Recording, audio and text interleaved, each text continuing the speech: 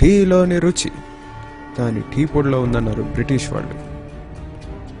అది అప్పటి వాస్తవమో లేకపోతే వాళ్ళ కోరికో తెలియదు. ఎందుకంటే ఈరోజు దాకా దేశంలో టీ కొట్లలో వాడే పదార్థాలు పోపులు పెట్టలు మరిపిస్తున్నాయి.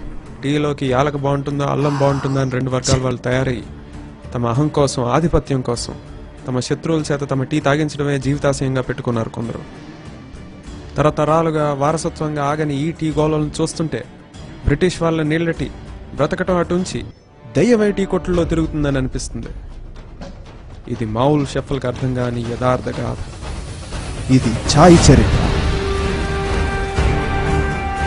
ఒక్కొక్కళ్ళ ముక్కలు కత్తి దెబ్బట.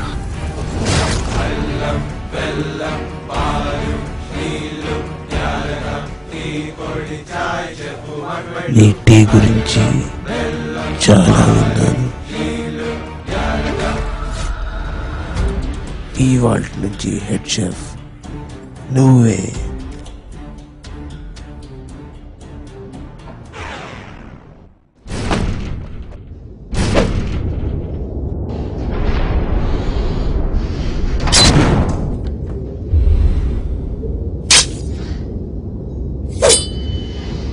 ఏ చాయ్ కోసమైతే నా పగని, ప్రతీకారాన్ని వదిలేసుకున్నానో ఆ చాయ్నే వీడు అవమానించాడు.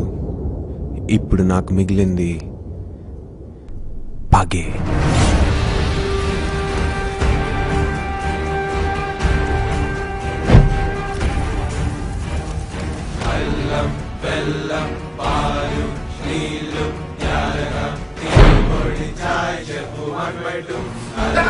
ఇవాళ నుంచి నీకు ప్రమోషన్ ఇస్తున్నారు. ఇతనే నా సంజీవ్ కపూర్. చాయ్ తాగుతారా? తాగరు. నీళ్ళ టీ రుచి కన్నా ఎప్పటికైనా పార్టీ రుచి ఎక్కువ. వాడు టీ తాగుతున్నట్టు మీకు ఏమాత్రం అనుమానం వచ్చినా సరే మూసేయండి. వాడి టీ తాగుతానని భయపడట్లేదు నేను. నా టీ వాడు తాగకుండా నేను తాగుతానని భయపడుతున్నాను. ఇప్పుడు నేనేం చేయను?